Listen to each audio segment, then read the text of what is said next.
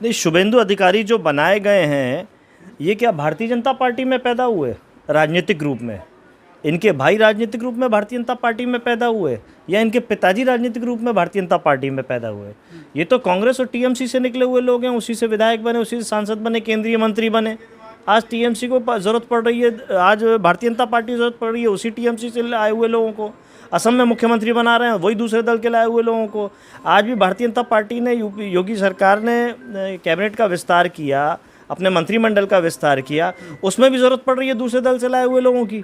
तो भारतीय जनता पार्टी जो ये कहती है कि हम विश्व के सबसे ज़्यादा कार्यकर्ताओं की पार्टी है, बड़ी पार्टी है, उसमें नेताओं का इतना अभाव, कार्यकर्ताओं का इतना अभाव कि जिन दलों को वो गाली देते थे, जिन दलों का वो विरोध करते थे, जिन विचारधारा का वो विरोध करते थे, उन्हीं के लोगों को मुख्यमंत्री बनाएंगे और मंत्री बनाएंगे, विधायक बनाएंगे, सांसद बनाएंगे। और भारतीय जनता पार्टी के जो कार्यकर्ता हैं, जिनको कहते हैं कि हमारे पितृ पुरुष बलिदान मुखर्जी, कश्मीर हमारा है, और जहाँ जन्म हुए बंगाल में वो बंगाल हमारा है, तो वो कहाँ गए? कश्मीर में भाजपाई और बंगाल में भाजपाई।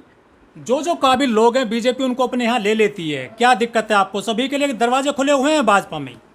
नहीं, काबिलियत तो नरेंद्र मोदी जी ने दिखाई थी कि वो जेब में पैसा लगाते हुए मंच पे बता रहे थे नरेंद्र मोदी जी शुभेंदु अधिकारी कैसे रिश्वत लेते हैं, कैसे पैसा कमाते हैं। अब बताएं, वो जो मैं पहले जनता को बातें हो गई हैं, वो जनता को बताया था, जनता के सामने बात की थी। बना देते चुनाव में, बताते जनता को कि शुभेंदु अधिकारी हमारे मुख्यमंत्री होंगे, आइए चुनाव लड़िए। तब क्या डर था? तो तब क्या डर था? भाजपा में ऐसे लोगों की जरूरत है जो देश की बात करते हो, हिंदुओं की बात करते हो, हिंदुओं को जो मजबूत करते हों। वो काम कर रहे हैं शुभेंदु अधिकारी और हेमंत बिस्वा। पहले कहाँ से, मैं ये तो कह रहा हूँ, विचारधारा तो भारतीय जनता पार्टी की नहीं है। जैसे भारतीय जनता पार्टी का जब जन्म हुआ तो समाजवाद की बात करने की बात हुई थी, धर्मनिरपेक्षता की बात करने की बात हुई थी। आज दोनों चीज़ों से पलटी हुई है भारतीय जनता पार्टी। तो कार्यकर्ताओं के विचार की जरूरत कहाँ पड़ी हुई है? ये तो ढोंग ढकोसले हैं जो भारतीय जनता पार्टी करती है और लगातार करती रहेगी। लोगों के जीवन में खुशहाली कब आएगी? आपके चेहरे पर खुशहाली कब दिखेगी?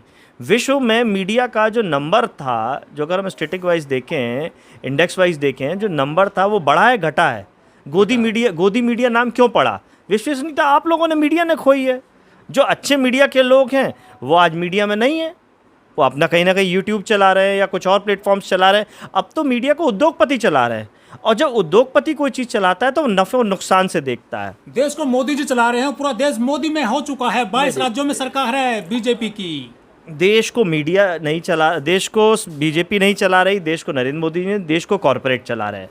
और कॉरपोरेट नफ़े नुकसान से चलता है, फ़ायदे और नुकसान से चलता है। भारतीय जनता पार्टी को इसीलिए अपने कार्यकर्ताओं की ज़रूरत नहीं है, अपने नेताओं की ज़रूरत नहीं है, क्योंकि कॉरपोरेट से डीलिंग चल रही है उनकी।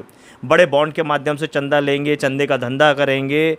अब वो 2 रुपये का चंदा और जो स्वयं राशि और क्या क्या नाम देके जो नौटंकी करते हैं, 10,000 रुपये सालाना हर एक से लेके, वो नाटकबाजी में बचा है दिखाने के लिए।